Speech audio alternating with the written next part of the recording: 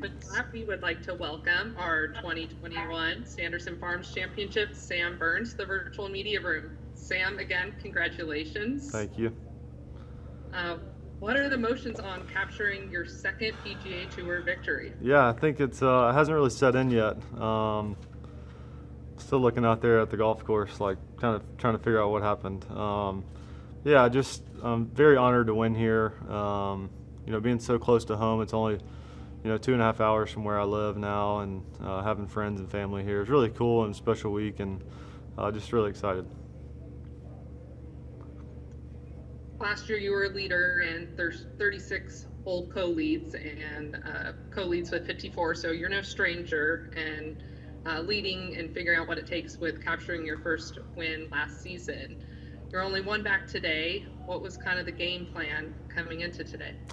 I think it was very similar to the first 3 days. Just having a game plan for the golf course, and just trying to. And what that was getting in the fairway, trying to give ourselves lots of looks.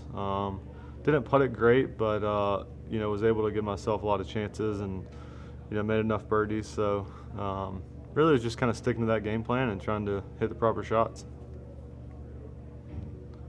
I'm going to hand it over to our media. We have up first, it's Cameron Morfitt with PGAtour.com. Hey Sam, Hey, Cameron. congratulations. Thanks.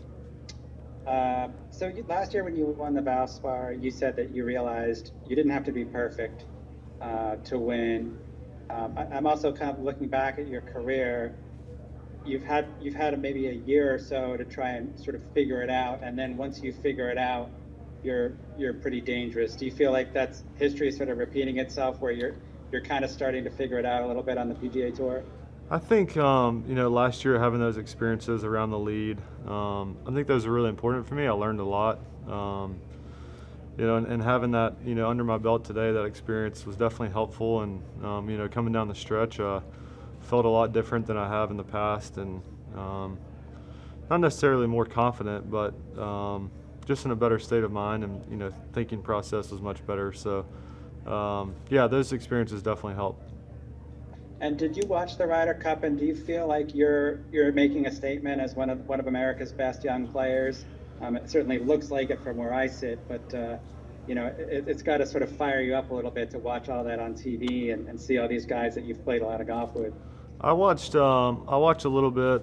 I didn't really watch much, to be honest. I don't necessarily watch a lot of golf, but yeah, I think getting the call from Stricker on Monday, and hearing the news that I didn't make the team was definitely very motivating, and definitely kind of gut wrenching. And so yeah, I think it's definitely motivated me to try to be on the next team and continue to try to improve, and hopefully be on at the next go. And then last one from me, just what's the most vivid memory of playing golf with your big brother Chase? Oh gosh,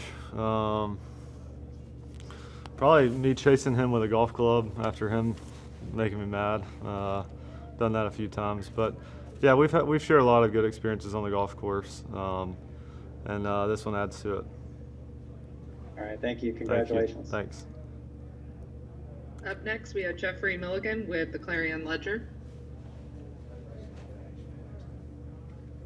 Hey Sam, how you doing today? Good. How are you? Great. Thanks for asking. So my question for you, you're wearing yellow today. I just wanted to know what went into that decision.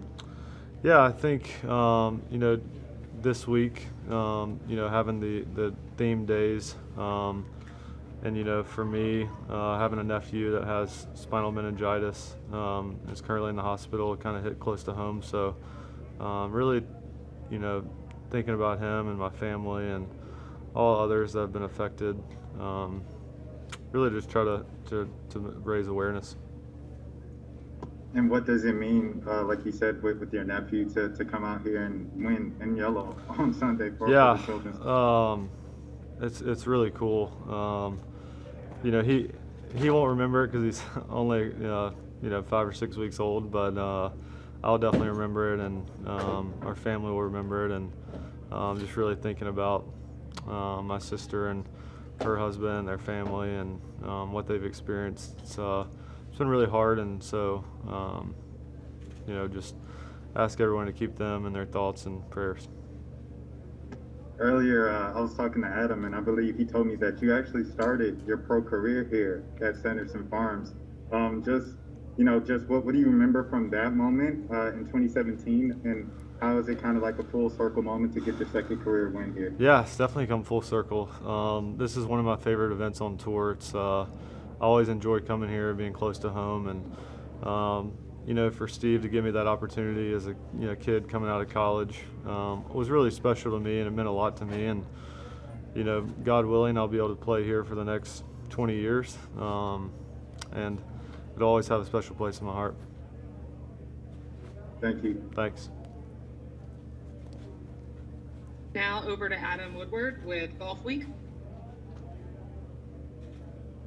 Hey, what's up, Dame? Adam Woodward from Golf Week here. Congrats on the win, man. Thank you. Couple questions here. A bunch of guys were in contention today before you made the turn. Did you kind of know where you were on the board at all? Were you looking? And if so, where did you think you had to get to today to get the win? Yeah, I didn't really look. I made a comment to Travis on the par 3, 13. Can't remember what I said, but he kind of snapped me back into it, back into what we were trying to do, and so he was great all week and just keeping us in the moment and keep us focused on our process. And I didn't really have necessarily a number coming into today. I thought it could be a few different numbers. I just think if we went out there and put a solid round together, I felt like we would have a really good chance. Is there any specific moment, I know you kind of touched on this a little bit earlier, but any specific moment from the Valspar that you kind of touched on or called on today, knowing you're going to be in the mix and going for the win? I think for me, just the shots coming down the stretch, just really committing to those shots and trying to execute, not being scared of the moment, not being afraid to hit a bad shot. So just really, going out there and trying to, put a good swing on every shot and, trust what I was doing. Thanks for that time. Appreciate it. Thank you.